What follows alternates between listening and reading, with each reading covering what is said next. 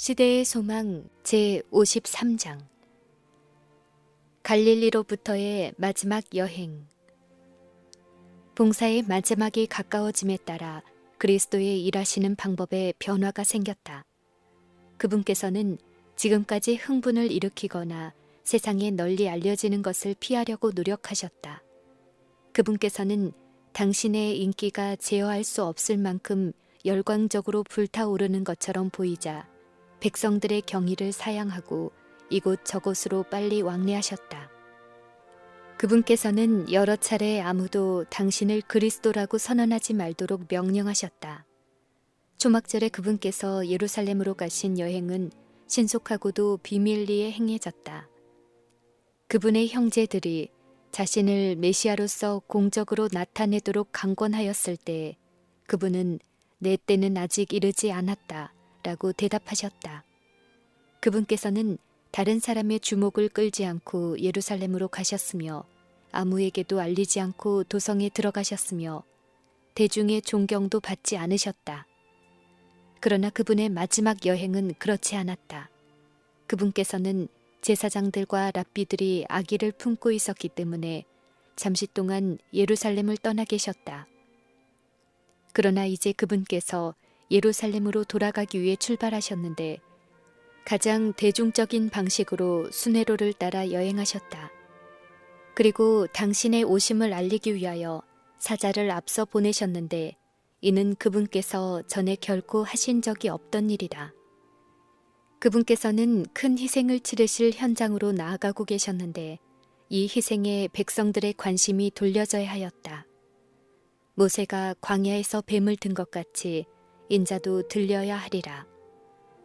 모든 이스라엘 백성들의 눈이 그들을 치료하기 위하여 세워진 상징물인 높이 들린 뱀을 쳐다보아야 되었던 것처럼 모든 사람의 눈은 잃어버린 세계에 구원을 가져다준 희생 제물인 그리스도에게 이끌려야 한다. 그분의 형제들이 그분에게 초막절에 자신을 백성들에게 공공연하게 나타내도록 권유하게 된 것은 메시아의 사업에 대하여 그릇된 개념을 가졌기 때문이며 예수님의 신적 품성에 대하여 믿음이 부족한 까닭이었다. 이제 이와 똑같은 정신으로 제자들은 그분께서 예루살렘으로 여행하시는 것을 막으려고 하였다. 제자들은 그곳에서 어떤 일이 그분에게 일어날 것이라는 그분의 말씀을 기억하고 있었으며 종교 지도자들의 치명적인 적개심을 알고 있었기 때문에 저의 주님으로 하여금 그곳에 가는 것을 단념하도록 기꺼이 권유하였다. 사랑하는 제자들의 공포와 실망 그리고 불신을 거스리고 당신의 길을 밀고 나아가시는 것은 그리스도의 마음에 고통스러운 일이었다.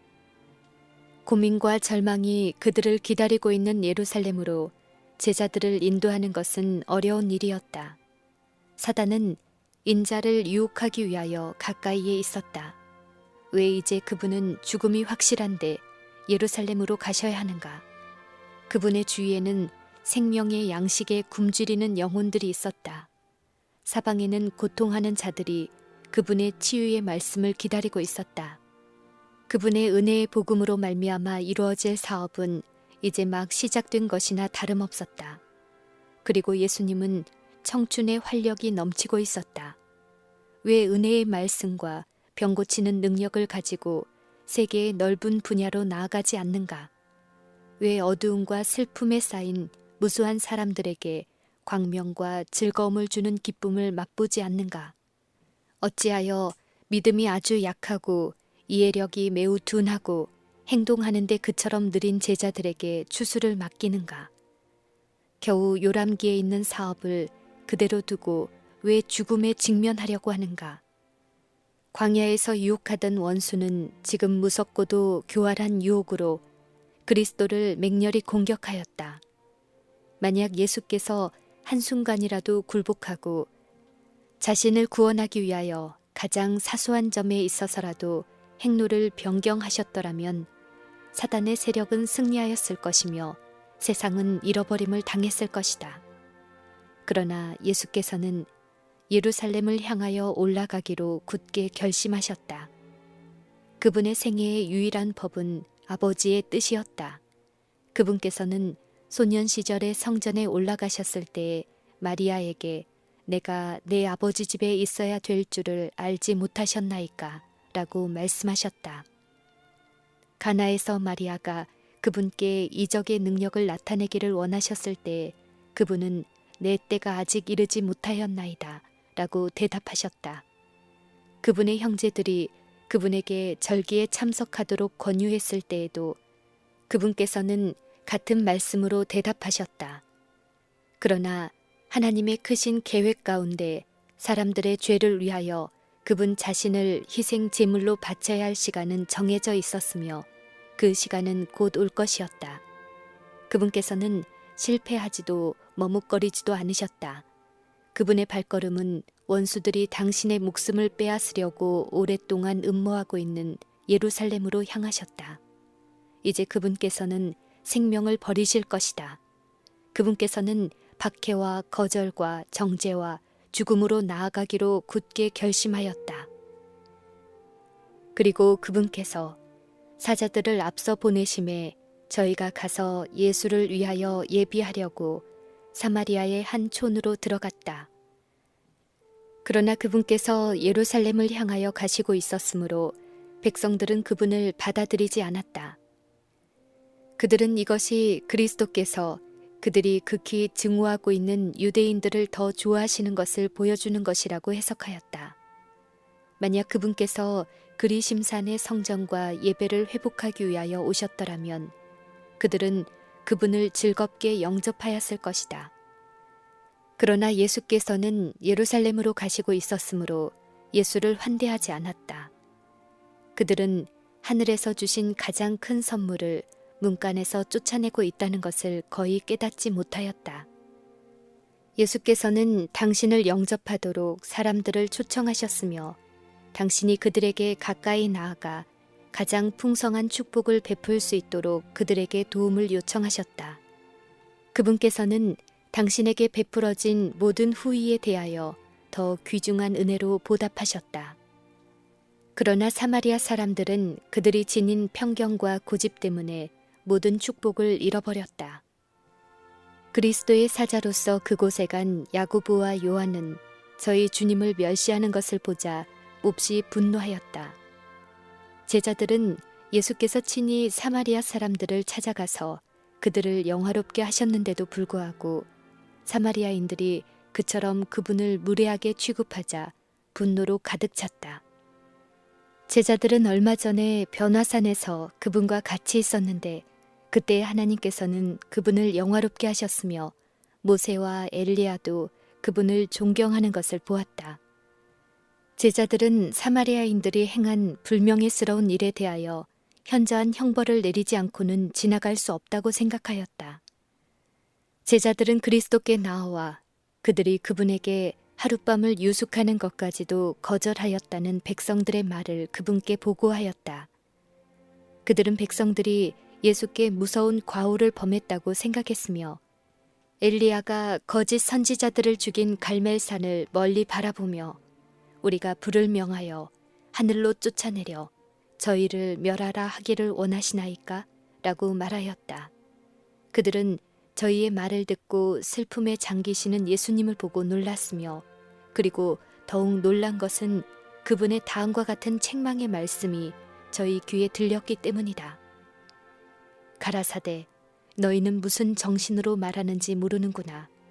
인자는 사람의 생명을 멸하러 온 것이 아니요 구하러 왔노라. 그런 후 그분은 다른 촌으로 가셨다. 당신을 받아들이도록 사람들에게 강요하는 것은 그리스도의 사명과 아무런 관계가 없다. 양심을 강요하는 것은 사단과 그의 정신으로 움직이는 사람들이 하는 일이다.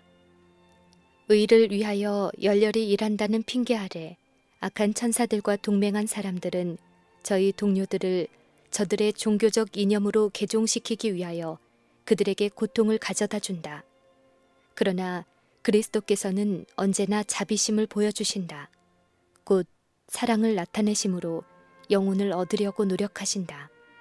그분께서는 영혼 속에 어떤 경쟁자도 허락하지 않으며 부분적인 봉사도 받지 않으신다. 다만 그분은 사랑의 강권으로 말미암아 마음에서 우러나오는 복종, 즉 자발적인 봉사를 원하신다. 우리의 사업을 옳게 평가하지 않거나 우리의 이상에 반대되게 행동하는 사람들을 해치고 멸하려는 경향보다 우리가 사단의 정신을 소유하고 있다는 더욱 결정적인 증거는 있을 수 없다. 육체와 심령과 정신을 지닌 각 사람은 다 하나님의 소유이다. 그리스도께서는 만민을 구속하기 위하여 죽으셨다. 종교적 편협심으로 말미암아 구주께서 보혈로 사신 자들에게 고통을 주는 것보다 하나님께 더 불쾌한 일은 없다. 예수께서 거기서 떠나 유대 지경과 요단강 건너편으로 가시니 무리가 다시 모여들거늘 예수께서 다시 전례대로 가르치셨다. 그리스도께서는 수개월에 걸친 마지막 봉사의 상당 부분을 유대로부터 멀리 요단편에 있는 베레아 지방에서 보내셨다. 이곳에서는 많은 무리들이 그분의 초기 봉사에서처럼 그분의 주위에 모여들었으며 그분이 이전에 가르치신 많은 교훈들이 반복되었다. 그분께서는 12사람을 보낸 것처럼 달리 70인을 세우사 친히 가시려는 각동 각처로 둘씩 앞서 보내셨다. 이 제자들은 일할 수 있도록 훈련을 받기 위하여 얼마 동안 그분과 함께 있었다. 12 제자들이 처음으로 독립된 사명을 띠고 파송되었을 때 다른 제자들은 갈릴리 전역을 여행하시는 예수님과 동행하였다. 그렇게 함으로 그들은 그분과 친밀히 교제할 수 있는 특권을 얻고 직접 개인적인 교훈을 받았다. 이제 이 큰 무리 역시 개별적인 사명을 띠고 나아갈 것이었다. 70인에게 지시한 내용은 12 제자에게 주셨던 것과 같으나 이방이나 사마리아의 도성에는 들어가지 말라는 명령은 70인에게 주지 않으셨다. 그리스도께서는 방금 사마리아인에게 거절을 당하셨지만 사마리아인에 대한 사랑은 변함이 없었다.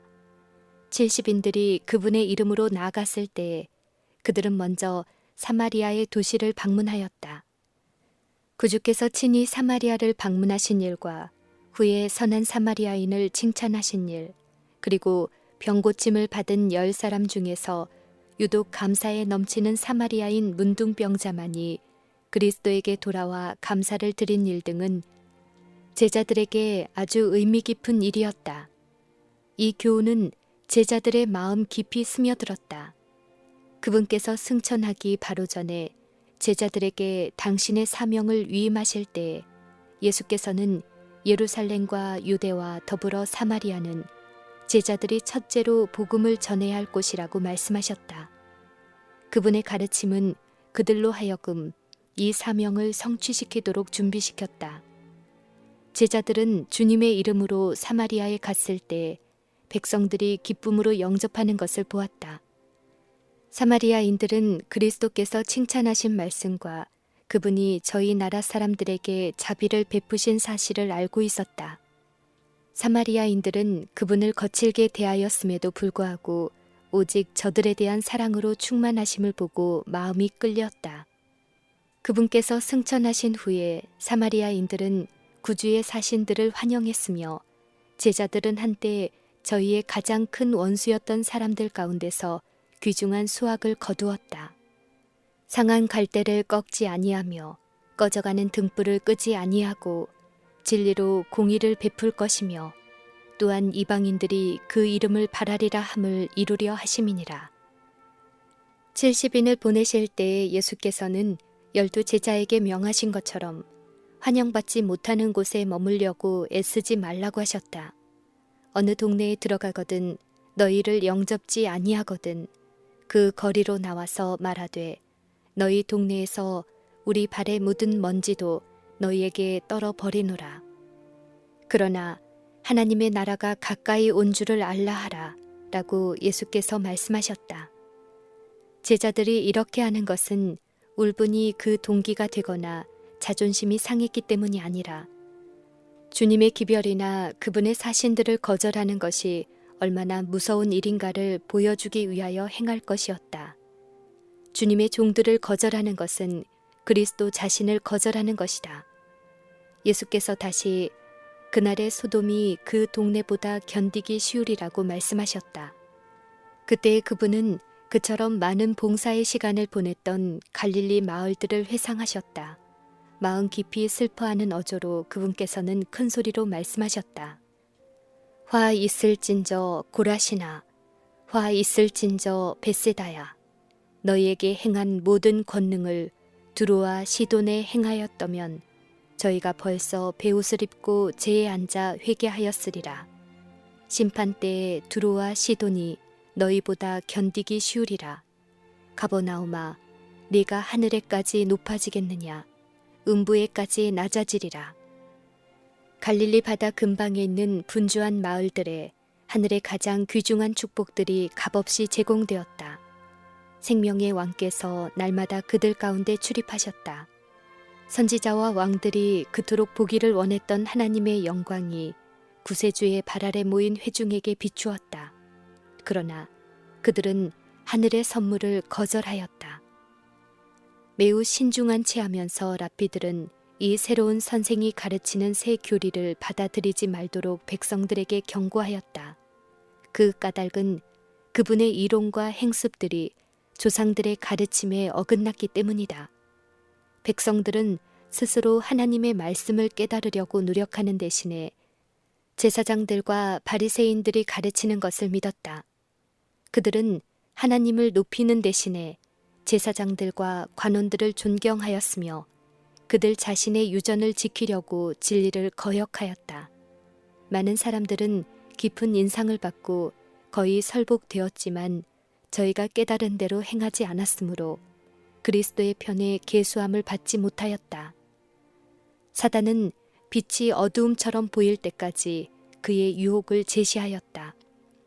이리하여 많은 사람들은 영혼의 구원을 확증할 수 있는 진리를 거절하였다. 참된 증인은 볼지어다 내가 문 밖에 서서 두드리노니 라고 말씀하신다. 하나님의 말씀이나 혹은 그분의 사자를 통하여 주어진 모든 경고와 책망과 탄원은 마음의 문을 두드리고 있는 두드림이다. 들어가기를 간청하는 음성은 예수의 음성이다. 두드릴 때마다 그것에 유의하지 않는다면 열려는 마음은 점점 더 약해진다. 오늘 무시당했다면 성령의 가마는 내일은 오늘처럼 강력하지 못할 것이다.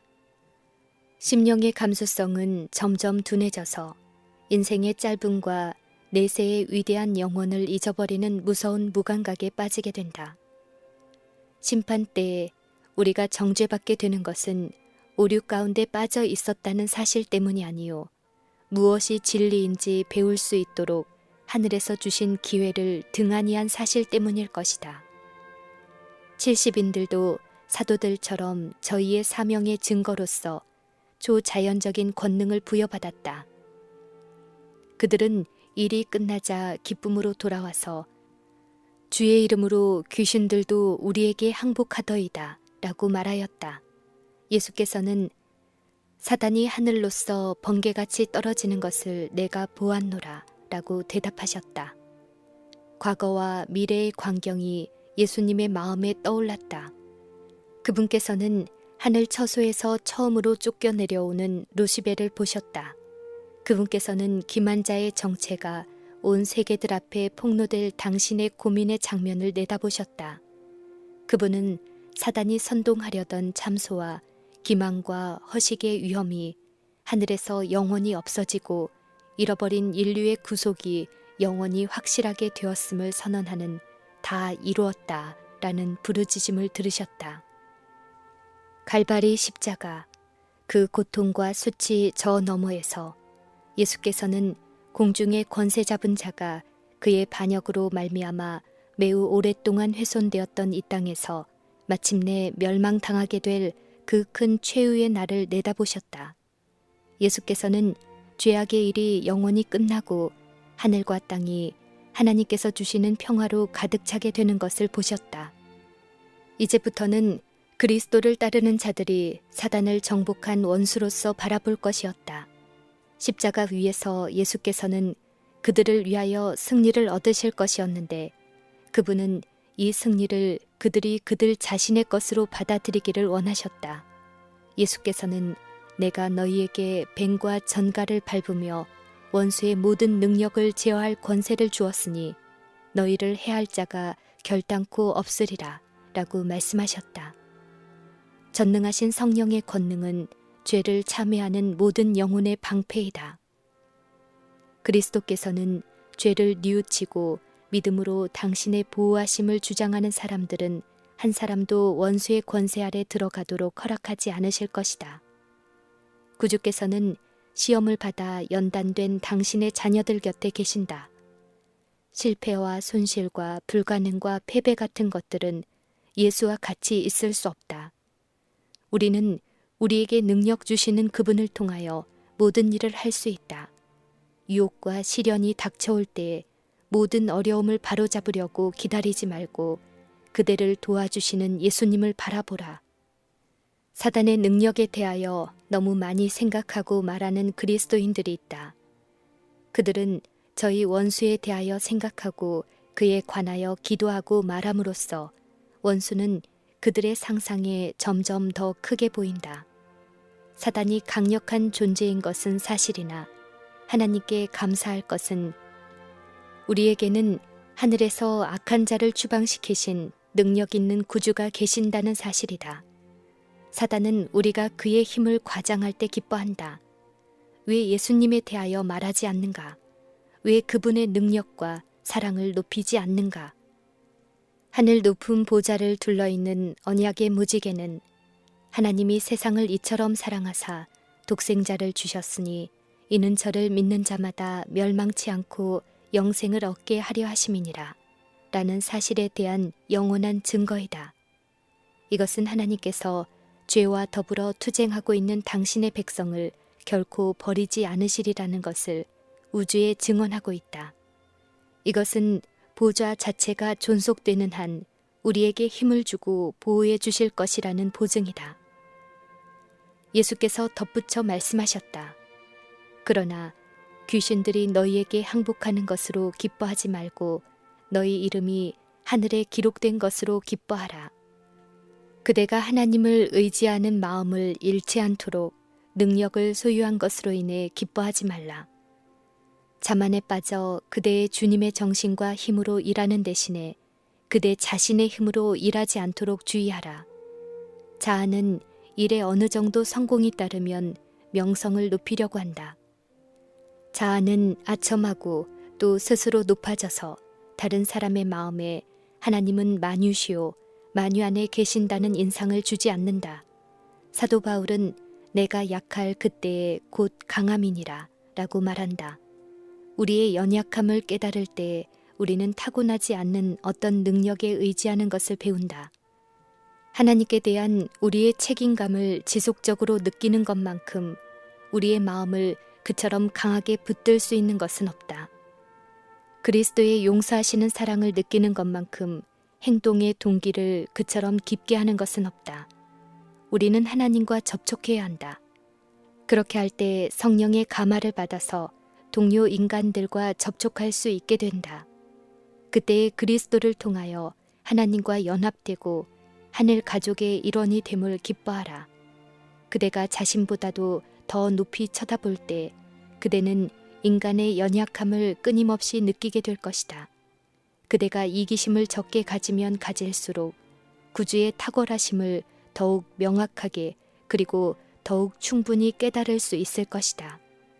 그대 자신을 빛과 힘의 근원에 더욱 가까이 연결시키면 시킬수록 더욱 큰 빛이 그대에게 비칠 것이요. 하나님의 사업을 위하여 더욱 큰 힘이 그대에게 주어질 것이다. 그대가 하나님과 하나가 되고 그리스도와 하나가 되며 온 하늘 가족과 하나가 됨을 기뻐하라.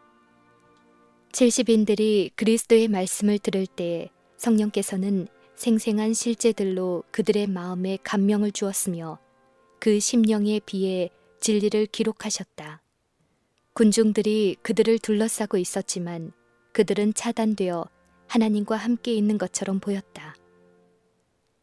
예수께서는 제자들이 그 시간에 영감을 받은 것을 아시고 성령으로 기뻐하사 가라사대 천지의 주제이신 아버지여, 이것을 지혜롭고 슬기 있는 자에게는 숨기시고 어린 아이들에게는 나타내심을 감사하나이다. 옳소이다. 이렇게 된 것이 아버지의 뜻이니이다. 내 아버지께서 모든 것을 내게 주셨으니 아버지 외에는 아들이 누군지 아는 자가 없고 아들과 또 아들의 소원대로 계시를 받은 자 외에는 아버지가 누군지 아는 자가 없나이다. 라고 하셨다. 소위 위대하고 현명하다고 세상에서 존경을 받는 사람들이라도 그들이 자랑하는 모든 지혜로서도 그리스도의 품성을 이해할 수는 없었다. 그들은 외모로 곧 인간으로서 그분에게 닥쳐온 굴욕을 보고 그분을 판단하였다. 그러나 어부들과 세리들은 보이지 않는 하나님을 볼 수 있었다. 제자들까지도 예수께서 저희에게 나타내기를 원하셨던 모든 일을 깨닫지 못하였다. 그러나 가끔 제자들이 저희 자신을 성령의 가마에 굴복시켰을 때 그들의 심령은 계몽되었다. 제자들은 전능하신 하나님이 인성을 입으시고 저희 가운데 계신 것을 깨달았다. 예수께서는 이 지식을 슬기롭고 총명한 자들은 소유하지 못했지만 보잘것없는 사람들에게 계시된 것에 대해 기뻐하셨다. 종종 그분께서 구약 성경의 말씀을 소개하고 그것들이 자기와 자기의 속죄 사업에 적용되는 것을 보여주셨을 때 제자들은 성령의 깨우치심을 받고 천국의 분위기 가운데 들어갔다. 제자들은 선지자들이 기록한 영적 진리를 기록한 자신들보다 더 분명하게 깨달았다. 그 후에 그들이 구약 성경을 읽었을 때는 서기관과 바리새인의 교리나 이미 죽은 현인들의 어록들처럼 대하지 않고 하나님의 새로운 계시로 대하였다. 세상이 능히 저를 받지 못하나니 이는 저를 보지도 못하고 알지도 못함이라. 그러나 너희는 저를 아나니 저는 너희와 함께 거하심이요 또 너희 속에 계시겠다고 한 그분을 제자들은 바라보았다. 우리가 진리를 더욱 완전히 깨달을 수 있는 유일한 길은 그리스도의 성령으로 마음을 부드럽게 성령의 지배를 받는 것이다. 허영과 교만으로부터 영혼을 깨끗하게 하고 영혼을 사로잡고 있던 모든 것을 제거해야 하며 그리스도께서 그 속에 좌정하시도록 해야 한다.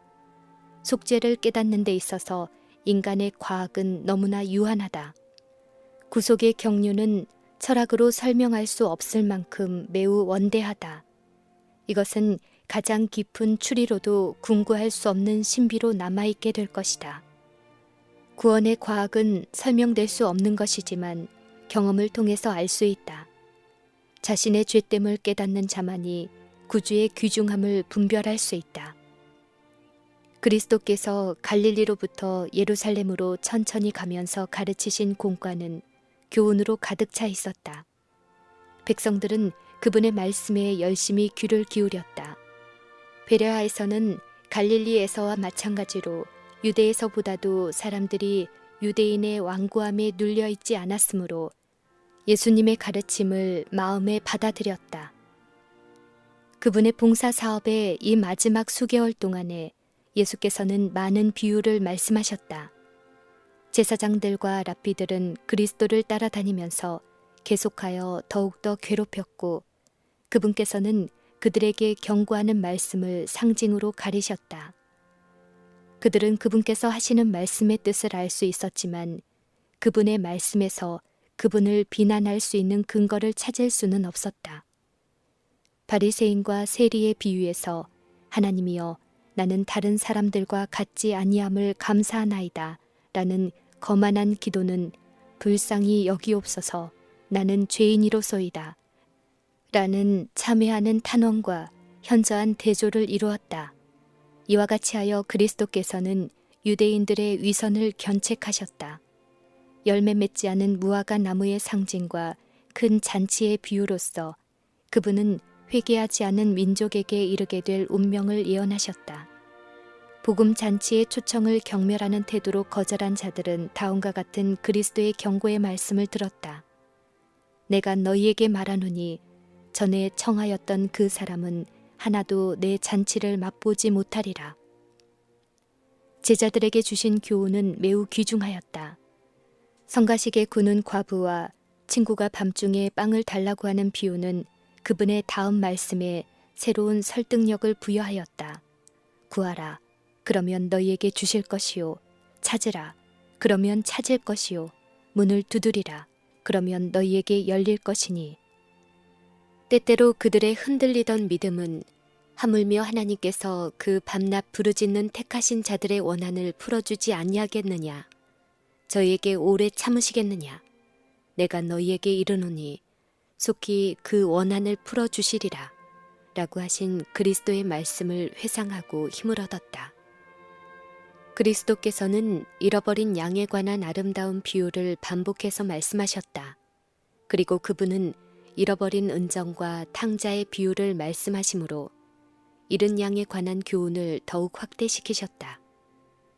제자들은 이 교훈의 요점을 그 당시에는 충분히 깨달을 수 없었지만 성령께서 임하신 후 이방인들의 수학과 질투심 많은 유대인들의 분노를 볼 때에 탕자의 교훈을 더욱 잘 깨달았으며 이 내 아들은 죽었다가 살았으며 내가 잃었다가 다시 얻었노라. 우리가 즐거워하고 기뻐하는 것이 마땅하다. 라고 하신 그리스도의 말씀의 기쁨에 참여할 수 있었다. 제자들이 주님의 이름으로 나아가 비난과 빈곤과 핍박을 당할 때에 그들은 이 마지막 여행에서 하신 그분의 명령을 되새기면서 마음의 용기를 얻었다. 적은 무리여 무서워 말라. 너희 아버지께서 그 나라를 너희에게 주시기를 기뻐하시느니라.